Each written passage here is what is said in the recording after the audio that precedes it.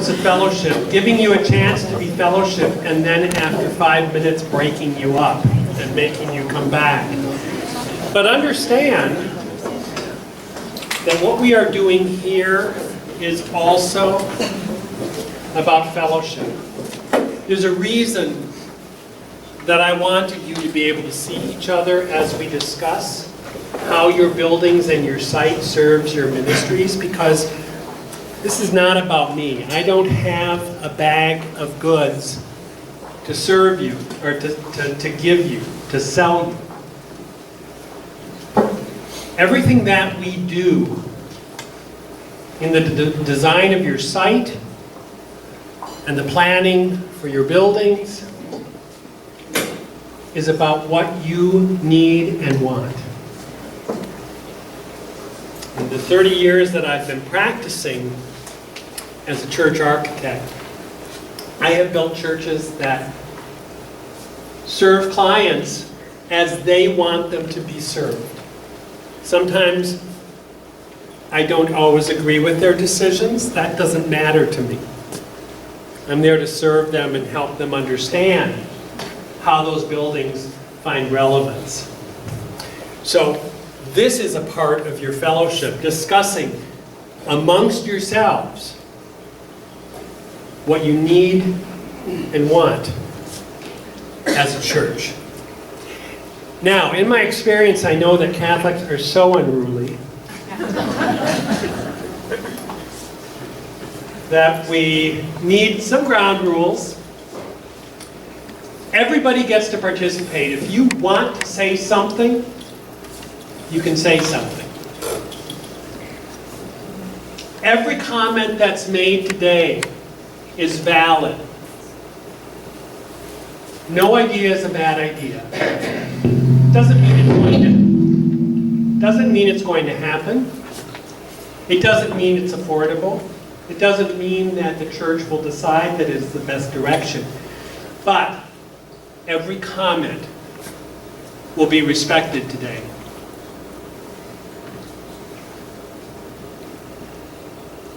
Share your feelings. We're not going to be debating ideas today. I've had visioning workshops where somebody stands up and says, I don't want any stained glass in the new building, and somebody else stands up and says, I love our stained glass, I want it to be all through our new building. You have a design team to listen and discern what the best course of action will be. So it doesn't matter today if we have differing opinions. We're trying to collect and understand your ideas and the heart of who you are as a parish. Be concise. This is the hard one for me. I often tell my clients the most dangerous thing that you can ever do is give a microphone to a former preacher. We want to make sure everybody gets a chance to say what they want to say, so the more concise you can be, the more people will be given voice. Don't be afraid to dream. This is the hardest one, I think, for most churches. The first step is often, how are we going to afford that? Not, what do we need to be a vital church? The church has always been about vision and has been in the forefront of society in promoting health and wholeness and the growth and the benefit of the people of the earth. And have fun. What we're talking about is building, maybe not building. What we're talking about is strengthening the body of Christ. That ought to be an enjoyable endeavor. So this is our agenda. We're going to spend 8 minutes on 6 different topics. We'll first spend 8 minutes talking about site and entry, another 8 minutes talking about hospitality and fellowship, another 8 minutes talking about worship and music, another 8 minutes talking about family and the formation of the education and the strengthening of meaning of the church for the people of God. 8 minutes talking about ministry and office or service areas. And then 8 minutes on anything else. If you can't find a category to put something in, that last one is kind of a catch-all. If things come out of place, I'll find a way of working it into the development of the analysis that comes out of this visioning workshop. Everything that is said today, from now on till we get through this discussion, is being written down so that we have a record and nothing is lost. We're not putting names to that, so don't be afraid to stand up and speak. We want to make sure we have ideas and that no idea gets discarded as we deliberate how best to serve you. And Leroy, did we get a timekeeper? You're going to keep time? Great. Throw something. I will lose track of time. You'll see. It's a tough job. That's the hardest job today. So keep us to 8 minutes or we will be here at 4 o'clock. Nobody here wants to be here at 4 o'clock, right? Right? You do. I agree that we really need more parking, because I know of people that told me that they had to leave because they could not find a parking place that would be open. It's tough. It's tough. And it's not always easy to circulate in your parking either. Yeah. I spoke to Father about that a long time ago. Great. Other things with sight and entry. Oh, and there are microphones too if you can't hear. So if we don't get a microphone to people, I'll repeat what was said. This woman over here just said that she believes parking is a challenge here. Yes. How much land does the church still own around here? I think we're just letting the high school use some of the land around here, but I'm just curious what we still own. Yes, Leroy, what is the size of the site? There's 25 total acres. 25 total acres. That includes the cemetery and the factory and everything. So the total property of the church is 25 acres. What portion is already developed? What portion is already developed? I'm not sure I have an answer for that, but we'll write it down and we can provide an answer beyond this workshop. That would Yes? In vision, will we be taking back the school district? For what we rent out to the school district right now to be able to achieve what we want to do? So what will record? So the question is, will we be giving back the school district land? Right now, or the land that's rented to the school Will we district? be taking our land back? Right. I don't know that we know that yet, but that'll be a consideration, is how those things all fit together, right? If there's income related to that, if there is necessary, if it's a portion that's necessary that you can't develop any other way, all of that will be part of our discernment. Yes? Along with the parking, I think the flow of the parking in and out on church days could be much better. So circulation, both entry and navigating lots, it's one of the things that's a challenge in a lot of churches, is you enter one parking lot area and you think maybe there's going to be a stall there, but there isn't. And then you have to go back through all of the navigation, and that sort of uncertainty about parking ends up clogging the parking, or clogging the drives. Yes? Our parking lot is very dark. So, In the winter, at 5 o'clock mass on Saturday night, the part that's down by the school here, there's one light, it's extremely dark. We have to park around the building too. And it's dangerous if it's icy. okay, so two ideas there. One is lighting, and I'm assuming that is safety, and both security and safety, getting into the building, and then navigating ice and treacherous pathway to get where you need to go. Yes? I have an issue with the handicap stuff around here. To go into, the closest door to go into when you park handicap is the back door. I like going in the front door. To me, that's not comfortable in going in the back door just because I'm handicapped and that's the only way I can go. And then when you get in there, you have to sit down in the front. You have to, well, I had to use a four-wheel walk at one time to go to church, and it was scary going down that slanty floor.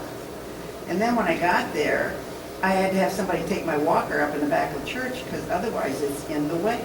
Sure.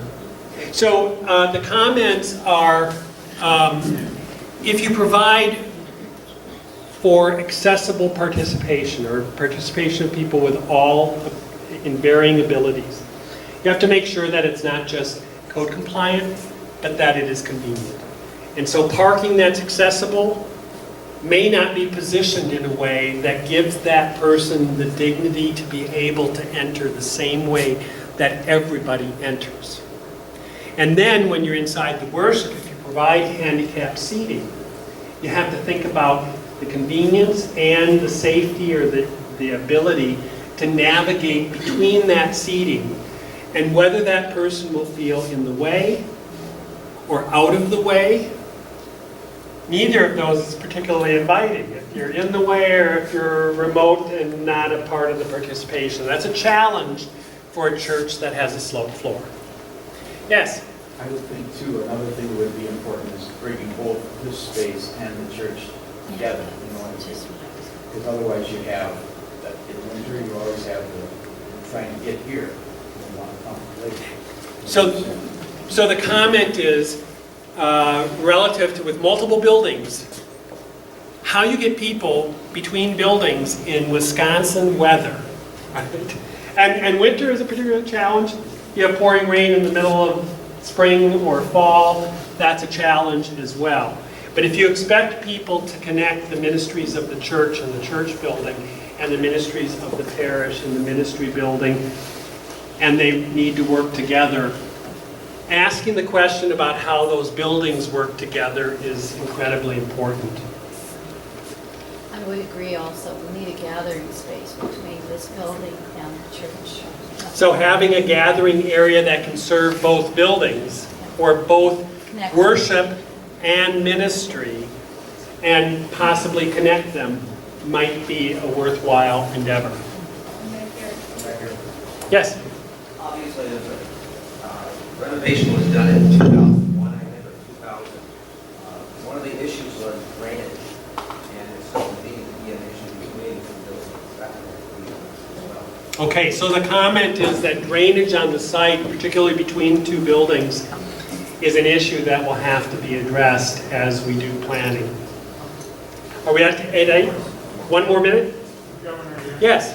If we are talking about construction building, are we also looking at an alternative site and/or trading with the school district land so that they can go and expand? So the question is, as we consider the future needs of the parish, will that consideration just incorporate understanding that the church is here, or do we have to also understand potentially how another place might serve the church either better or differently? So consideration of multiple sites. Yes? I would like to see the entryway bigger, maybe this ties into fellowship. Because you go to other churches, people stick around afterwards and talk and socialize. Here, you're so cramped, you can't hold people up because they're all coming out. And so it kind of diminishes the ability to interact with people. That's a perfect transition to the second topic of hospitality and fellowship. You're welcome. Thank you. I have to make sure I have money to pay you later. So, one of the things I've discovered, I mean, obviously we can look at a church like your church and say, there's no place for fellowship at the church, right? There's no place for that. I've worked with churches that built fellowship space and didn't build it big enough. if we build fellowship, if we build a place for gathering, it has to have the breadth and the amenities that people will hang out and be the church. If it's too small, even if it's provided, people won't stay. They'll feel in the way. If it's in the middle of circulation, right? So that when you're standing with a cup of coffee, you feel like you're being a burden to people who need to move or go someplace differently, that's a problem too. So how it's designed is incredibly important. It has to be present, it has to be convenient, it has to be large enough, or it doesn't serve the purpose that it would be put there to do. Other things about hospitality or fellowship, yes? As a member of the Parish Life Commission, I firmly support what we can do for a nice large gathering space and the kitchenette that you referenced in some of your pictures. We would love to do more with food and fellowship at our services, but we are extremely limited right now into a room that serves ushers, brides, assorted junk, barrels for the monthly gathering of food for our food pantry, some handicap accessible equipment, our storage bin, and a changing station for parents. That's where we are gathering our food right now and preparing to serve it to you. We need a bigger space, and I loved those pictures that you showed us. So the challenge is your ministries over in the church proper, get a multi-use space that is overtasked for its capacity. Mild statement. Okay. Yes? I'd like to see something more for the teenagers and young adults as far as the gathering space, games, pool, something fun that's going to have people want to come here to hang out. So the comment is, we have to think about all ages and where all ages feel comfortable. I often tell my clients, I'm old enough, Father, to remember the moon landing. And I don't think it's a conspiracy. We have to make sure that the spaces conform to the ages that we're trying to serve. My age group, the paradigm for fellowship was the VFW, or the supper club. That's not what anybody under 30 right now relates to nearly as well. Noodles, Barnes & Noble, coffee house, providing a place that young people feel is their space and that they feel welcome for how they engage in social ministry, by that I mean communal, building community, is incredibly important. We've got to figure out how to get that age group comfortable being in our buildings. Sometimes that means access to Wi-Fi, sometimes that means fluid, flexible spaces. But we've got to figure out what that will be that will help them feel like it is their church and a place that they feel comfortable. Yes? I think one of the things too that is difficult in our space now is to provide information, readily available information on service projects, on what's happening in the church, etc. We're finally getting the website and everything down, but if I want to advertise something or push something service project-wise, there's no space to do it. So the comment is we've got to have a way of communicating what's happening at the church with the people then that come into our spaces. Again, when I grew up, the way to do that was bulletin boards. I don't know if we ever moved through whiteboards or chalkboards or other things like that. Right now, it is digital display. Most everybody here probably grew up to a large extent with the TV. I'm always amazed if you provide people with a screen and you give them even mediocre content, that people will stand and watch it. We've been trained, right? And it used to be fairly expensive, but it's not expensive anymore. Putting in a flat screen TV, and in fact, the challenge with bulletin boards is if you had 5 bulletin boards in the building, you had to change them all. Digital display, one program, you change the program, all of the displays change. You can keep people connected with beautiful image and information very, very easily. You just have to get over that hurdle. Websites are great, social media is great, Facebook, jury's out on that, I think. But, yes? One more quick, hospitality, you're talking about meeting the needs of a variety of people. Although it would be seasonal, simple playground equipment. Playground That's equipment. another community building thing. In the different places we've gone, church in Princeton, it's an old building at the school there. The playground, take a little break on a nice day after you've been at Mass, it's well used. Great. So the comment is the playground is a community builder as well. I will say, when I work with churches, there's a group of people that usually are advocates for play area and community play area. They usually in the discussion, there's a comment about how it will look outside of the church. I tend to think if you're serving young children and families and the community, it has to be visible.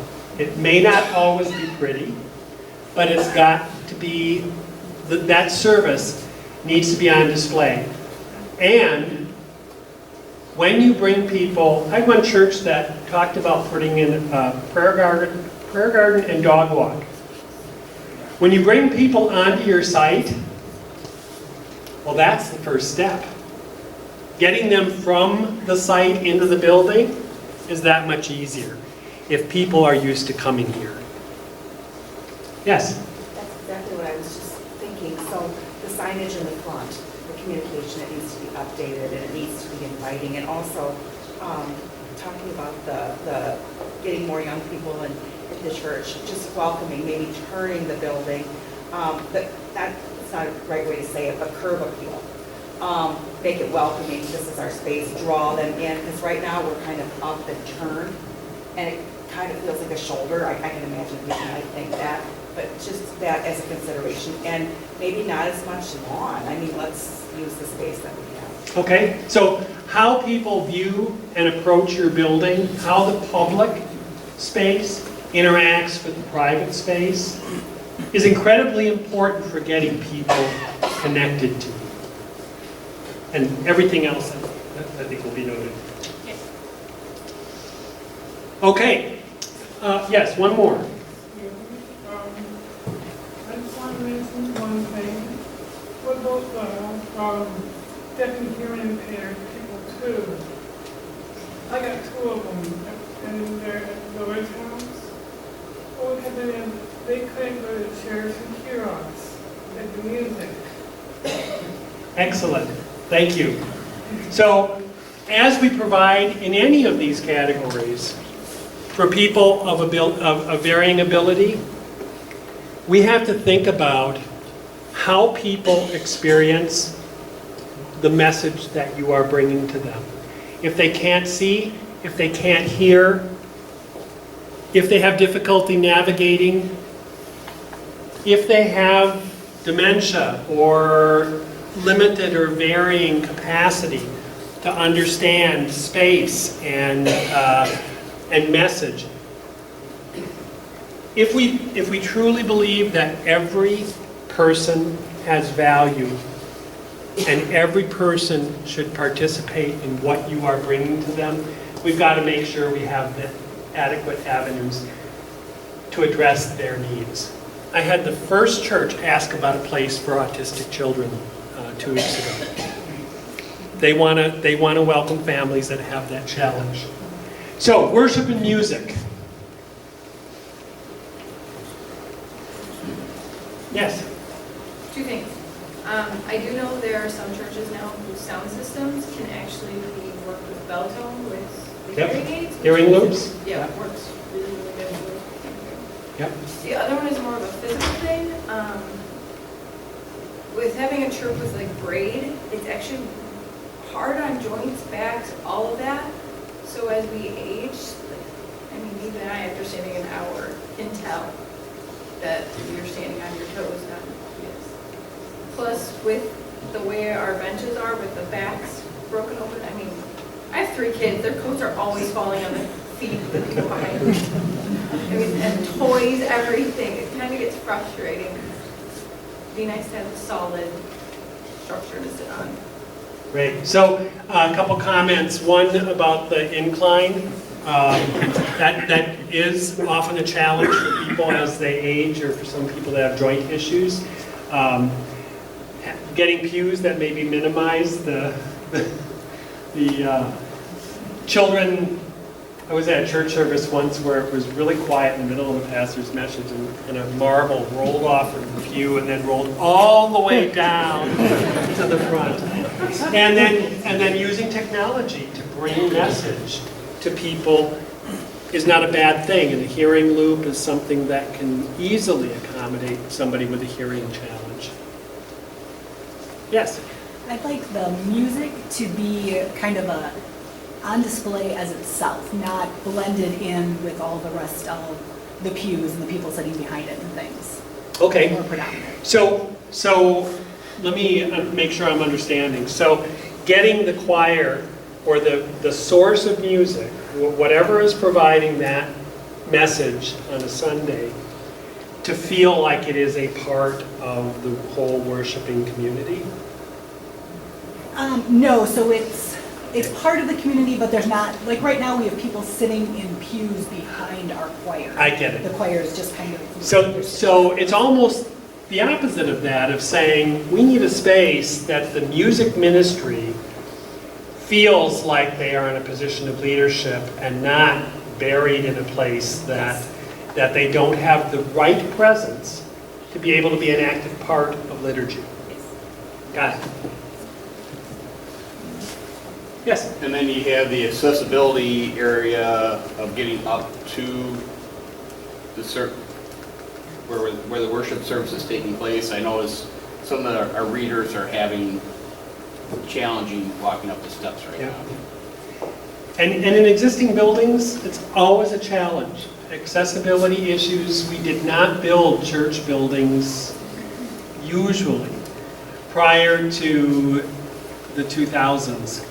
Sometimes in the 1990s as ADA became more of an issue, but we really have not been friendly with our buildings for people that want to serve and need access. There's another, yes? I've been to churches where they put the music up on behind like a couple weeks ago when you did the diocesan service, you had the screen. But I've been to a couple, and I know my mother-in-law, when she was in her late 80s, early 90s, really liked it because she had trouble reading the book, and it's up there in the baby with the white and the words. And even one of the churches even has credits so that people can't. So the comment is, we have the ability now to use screen technology to facilitate hymn singing at worship. Now, I got to be careful about that because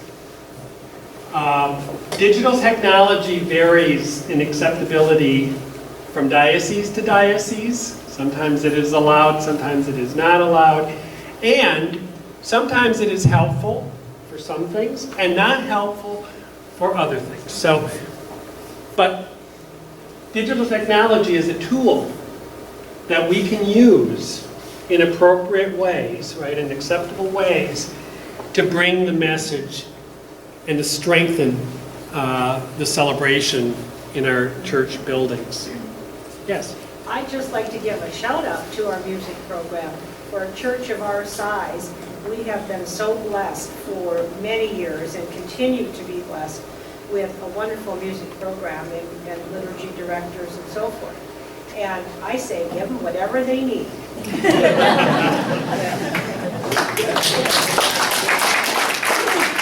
I was a little disappointed disappointed when I came to church today because I thought maybe I would hear a choir, but 5 o'clock last night.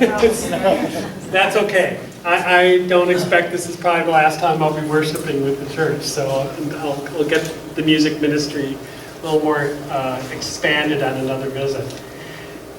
Yes, way in the back.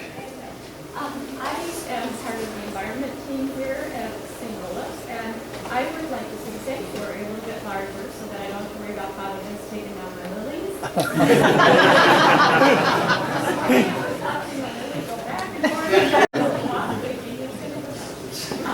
And it's definitely challenging to make the worship space beautiful with flowers, especially for the larger holy days when we're so spaced with people up there and we have to worry about, the servers dodging to this and carrying things and just those bigger sanctuaries. The environment of worship is incredibly important as a church that moves through seasons. If we understand the year of the church, the year of the church is a journey, what environment does is it helps underscore where we're at on that journey. And if there's inadequate space, that's difficult to do.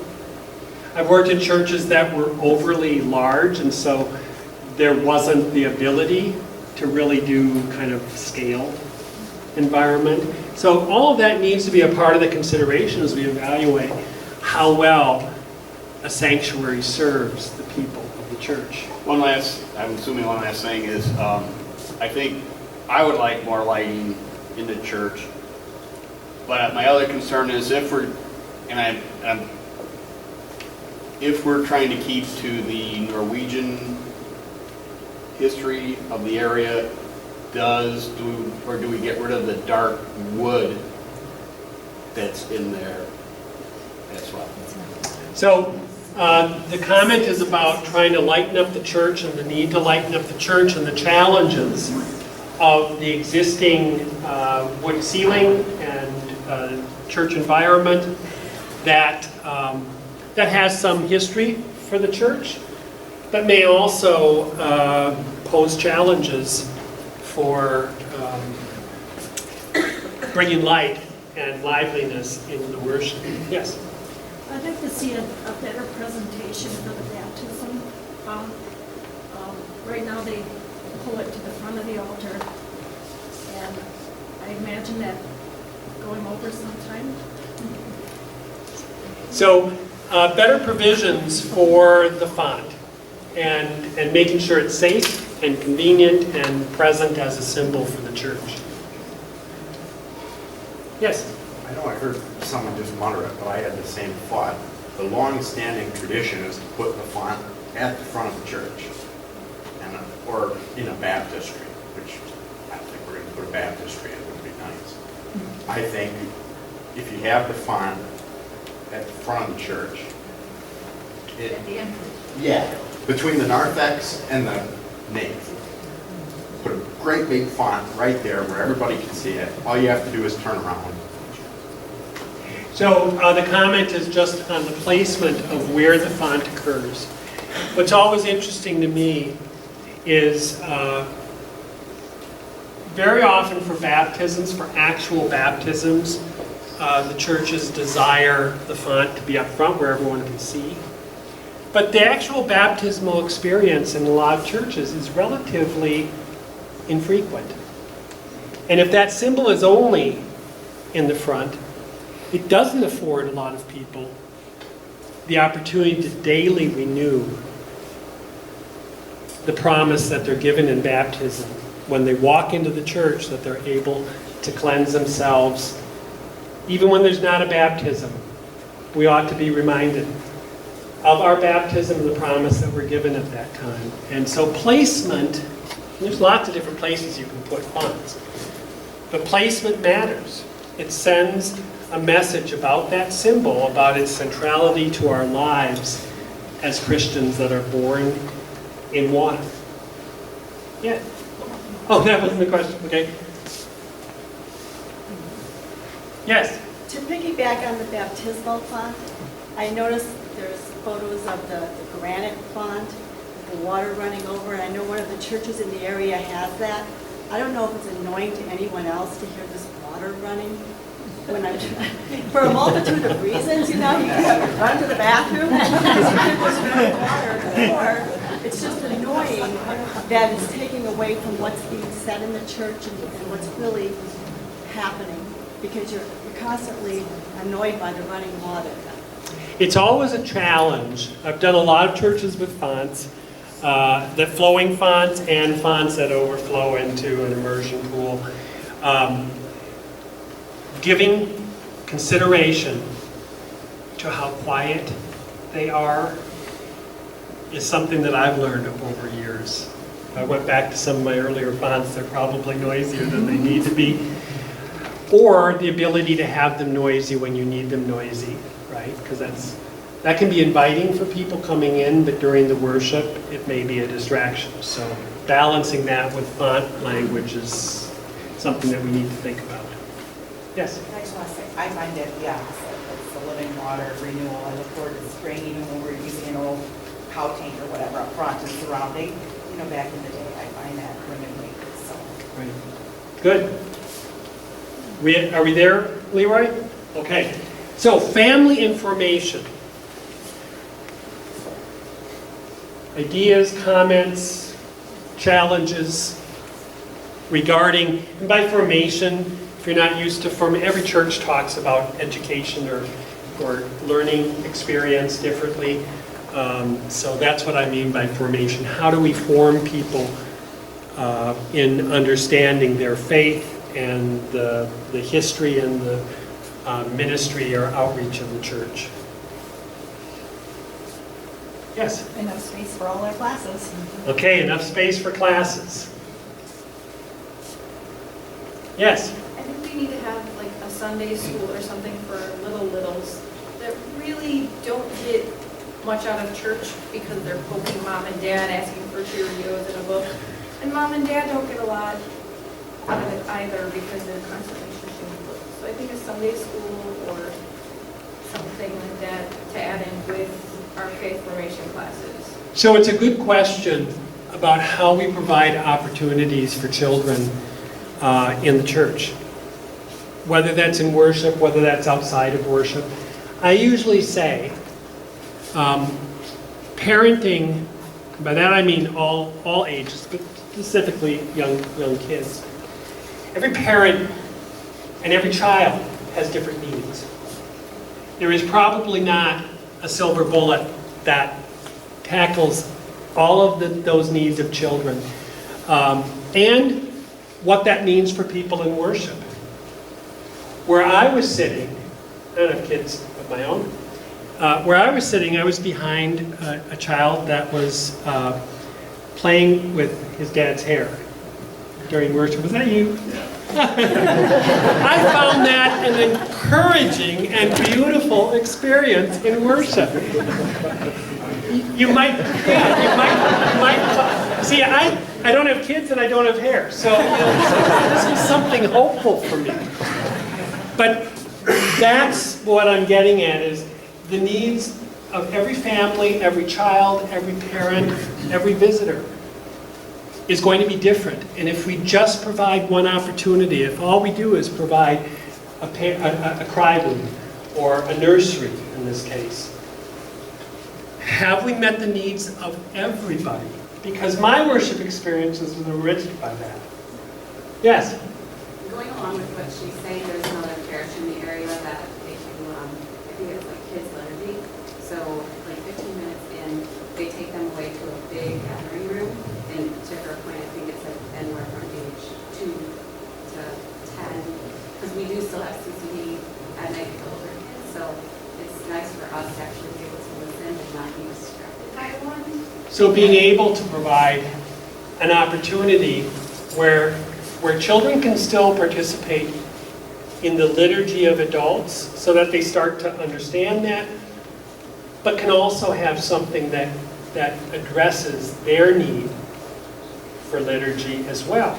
Because everyone needs liturgy. I mean, needs that kind of experience, right? But we all, at different ages, different abilities, understand it connects with us in different ways, and children need it as well as adults. Yes? We used to have babysitting during our Mass.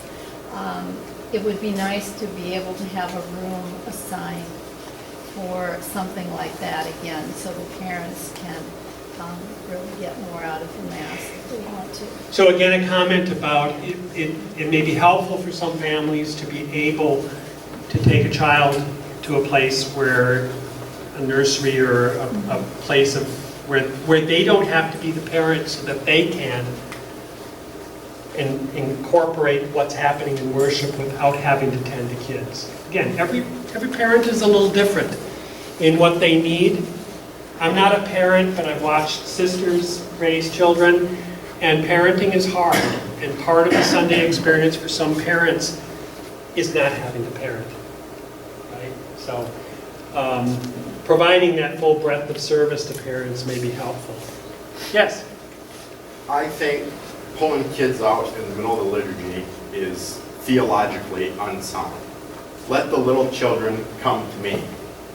And when Christ is present, flesh and blood, on the altar, telling the kids, you can get up and leave, it's all right, nothing important is going on here. They're going to carry that into their adulthood. The crying of a baby is sweeter than the snoring of a saint.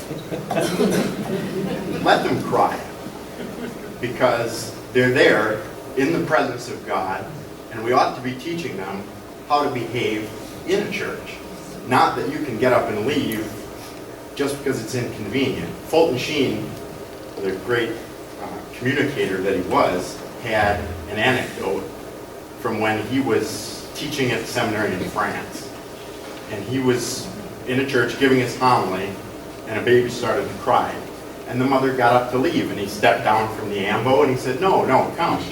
And the woman turned around to him and said, Father, it's not because the baby's bothering you, it's because you're bothering the baby.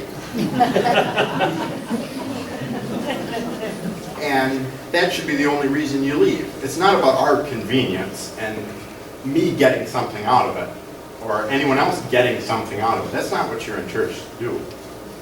We ought to be making sure that they're there to partake in the Mass and experience that so that they will carry it through for the rest of their lives. So what we take away from your comment, and again, it's a little different than what we've heard from other people, but we respect all of those opinions.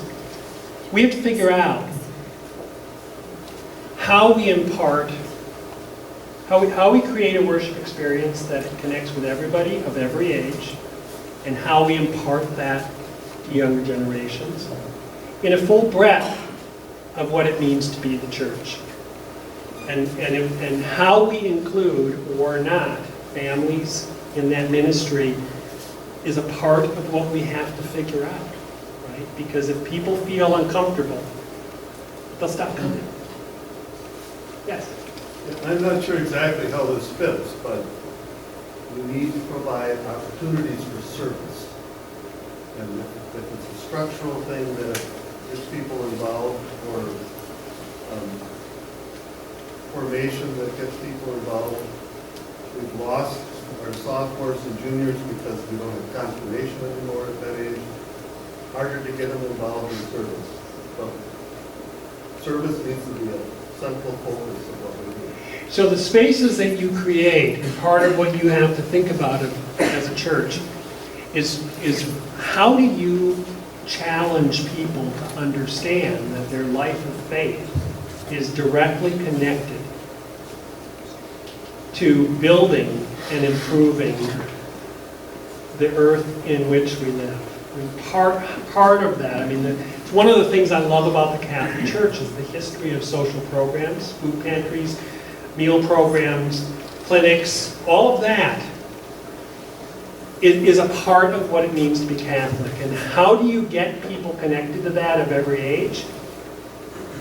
And if you're going to provide those ministries, how will your buildings promote those ministries? Because I think one of the challenges with a lot of social ministries is we're asking volunteers and leadership to provide those in less adequate spaces, and maybe even patrons too, in less adequate spaces that make it inconvenient. And the minute it starts being hard and you feel like you're swimming against the tide, that all stops.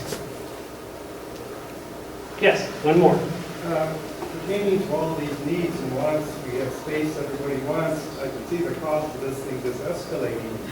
I would think one of the considerations, and maybe they already have, which the committee would do, is see about kicking out the daycare facility, and you could create a teen room, you could create a nursery or other spaces for people to use, so you don't have to constantly redo this room for a number of different functions. So there's two things I want to pull out of that comment. Number one, you've got a lot of space.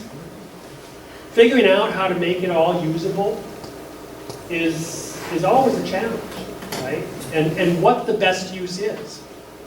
The second thing that I heard in your comment that I think is worthy of voicing is, I'm fully aware as an architect working with churches that we do not have unlimited budget to do whatever we need to do, to build more building needlessly.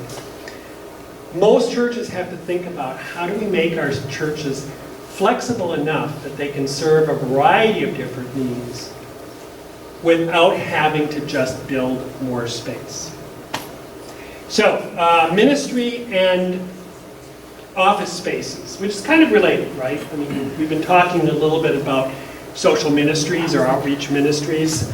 So that's this topic for your church, office ministries, and for your social ministry programs. What is needed, wanted, hoped for.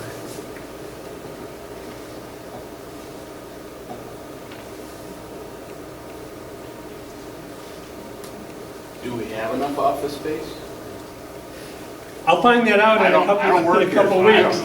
So, do we have enough office space is a great question. Was there another? No, we don't. One of the things that's changed dramatically from 1992 when I started to now, the size of church staff used to be very small. In most churches now, it is incredibly large and complex. And I think that's a good thing, right? It relieves priests to be able to do what priests have to do, to have other staff that support the ministries of the church. And it also connects people in different ways and with different talents that are useful. But you have to have the adequate space to be able to provide support for those people. Leroy. I think in the general gathering space, it'd be good to have some common office space. I'm going to say it's kind of like a conference room that would be used for many things. But we don't have anything like that right now. So a space that's dedicated for use, sometimes by staff, sometimes by parishioners, that is available to be able to do the work of the church, apart from offices or classroom. So a general meeting room or a multi-use meeting room.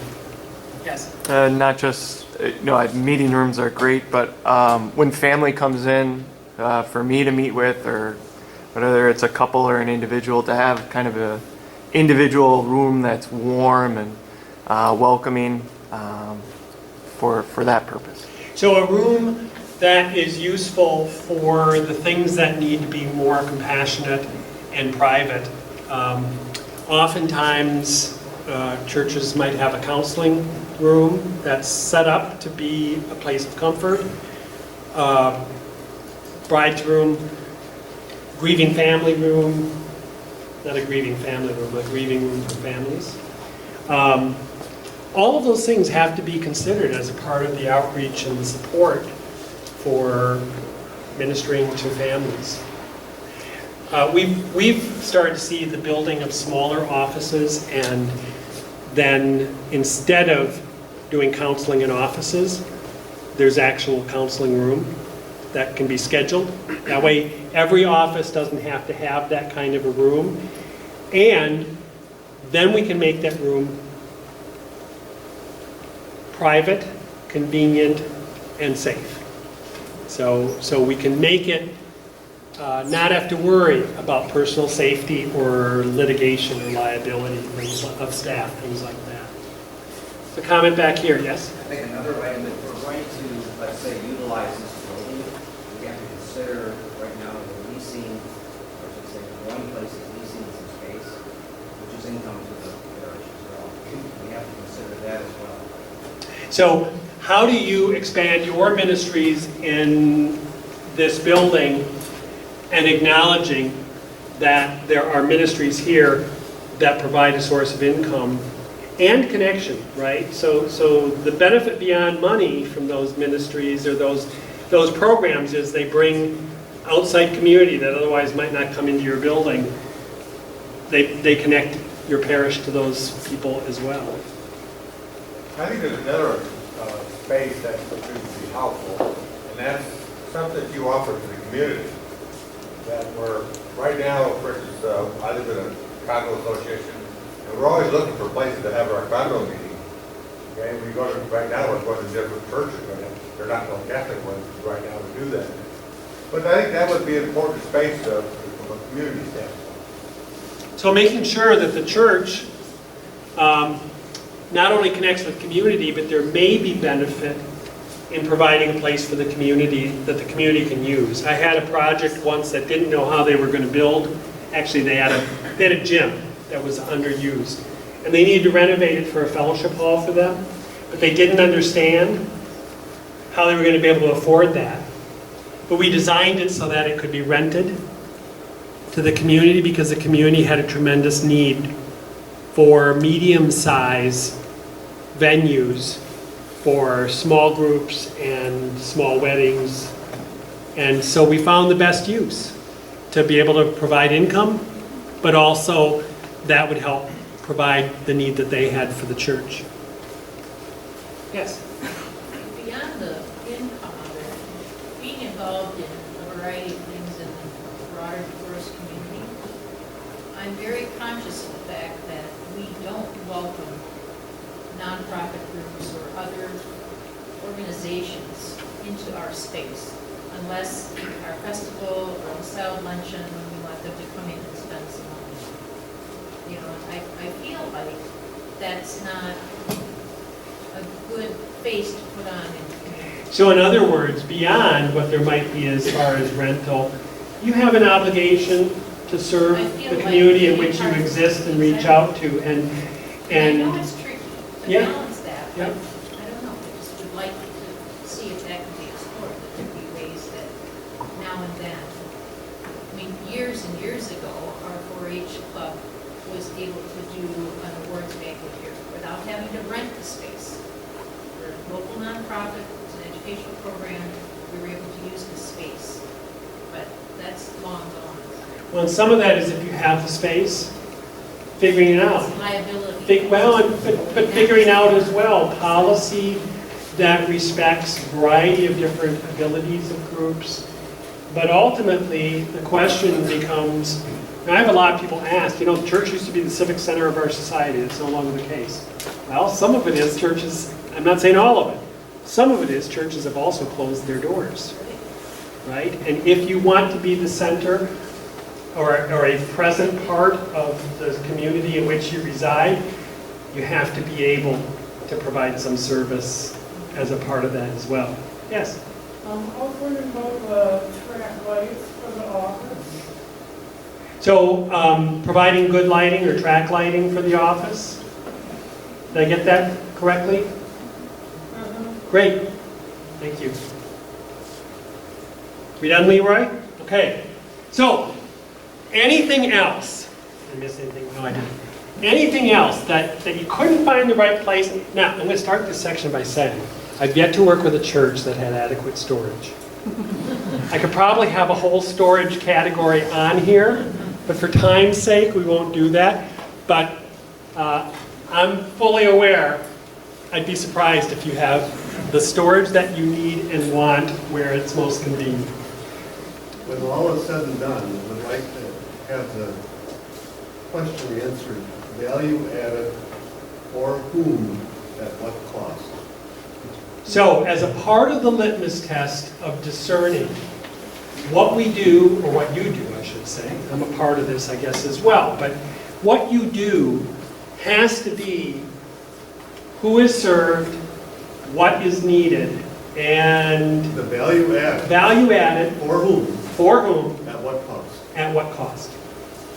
I often talk to my clients about value because oftentimes the bottom line that people go right to is cost. But it has to be value, right? Nobody will pay for something that doesn't have value. So whatever this group does as a group, as a planning team, in the master plan, we have to tie it back to ministries and be able to show that there's value in whatever value added. We already have value in what we do, with what we're adding, If we add, but sometimes the things that you do also maintain. have, or have improvement, right? Okay. Women's toilet rooms, I've yet to show up at a church that had adequate women's toilet rooms, right? So they're there. Whether they function well is another matter. I'm not trying to single out the women, by the way. I'm just working from experience. Yes? I'm not sure if the committee is looking at enlarging a church. I don't know about that. My question is, do we know how many actual families? I think it used to be 600 or 600. There's over 900 already. But with those 900 families, as you, when we have our festival, with the amount of tickets that are not picked up, not all of these families are using our church. And I guess I'm worried about us expanding a church for 900 families that don't show up. Okay, so the comment is, first a question, how big is the church? Father provided an answer, 900 families. And the concern is, if we are expanding the church, and I'm not sure that we know that yet, but if we are expanding the church, given the connection that people show in participation of things like the festival and things like that, are we enlarging it just to enlarge it, and why? What is that a good value added from that standpoint? And let me just say again, I haven't started my work yet, so I have no idea what your project is going to look like or what the needs are. That's part of why we're starting here. I'll know a lot more in a couple weeks, and I'll know quite a bit more by the end of summer. But part of that challenge, or in part of that is a challenge, right? It's understanding why people don't participate. Is it because they're not able? Is it because the church isn't challenging them in ways that they can? Are they distracted enough by life? And sometimes that's a realistic consideration, but I think for the committee, part of this is discerning, how do we connect people better? And will that lead to results of the church having more vibrant participation? And will it prepare for a new generation, or for people moving into your community that now will need a place to feel connected to the church? Well, what I worry about is this is going to cost a great deal of money. As was mentioned, are we going to get value for the money?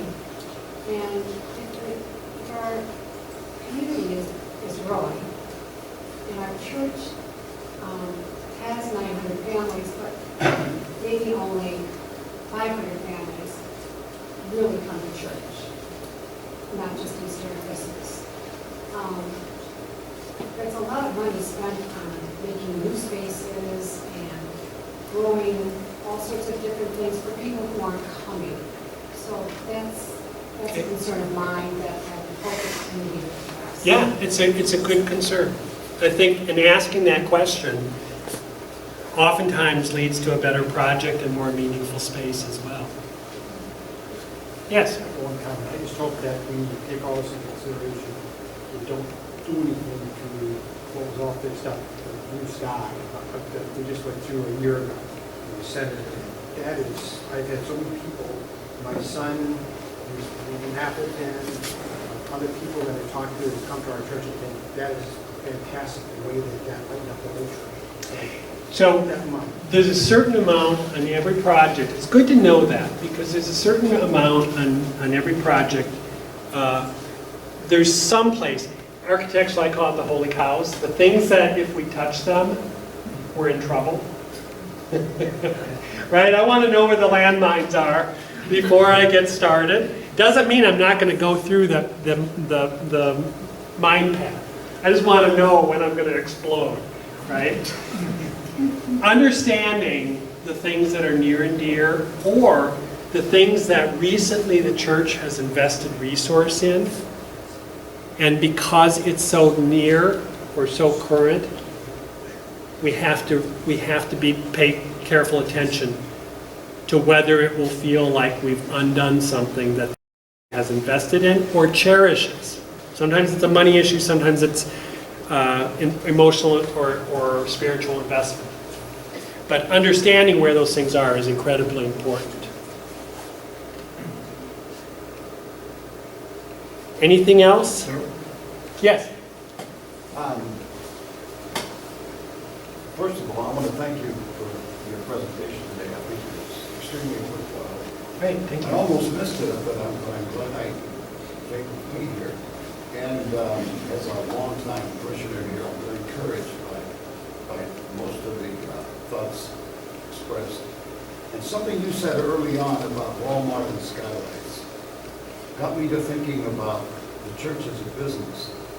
Up until about 25 years ago, I spent in the media a lot of time with businesses. And we are a business. And there's a need which we provide. But we're in a phase now, it's called merchandising. And merchandising is simply making a service or a product as attractive as possible for individuals to want to have. And I think this whole project falls into the area of merchandising, and we need to focus on that. As the future of the church, as you said, is with the young people. And in some cases, personally, I'm thinking we're not attracted. The physical plant is extremely important. If the physical plant is there, not there, nobody's going to want to come in. And I think we have to be concerned about that, and the community's got to look at that as a chief priority. So let me do a little bit of spin on that. Just a little careful spin. I don't think we're in disagreement. I would say that there is so much that the church can learn from retail and the successes of retail, from education and the successes of education, from farming and care, or custodial care of environment and how you make things grow, how you're friendly. We can learn from community organizations. What you said about, so whether we call a church business, institution, however we describe it, part of the reason that you're a church and you're here is there is a great need in the human family, in church and out of church, for care, for support, for meaning, for education, for spirituality. And part of what we're doing is trying to figure out how you provide that in a way that is relevant and accessible to your members and to the people outside of your church. Whether it's reaching out, whether it's bringing them in, however you connect. The church has a truth that is ages old. And society has always struggled with how you make that inform and change the human condition. Your building is a part of that, but it's not all of that. But that's what we're about, is having you understand and relay what that is and how that needs to unfold here. So with that, let me just tell you a little bit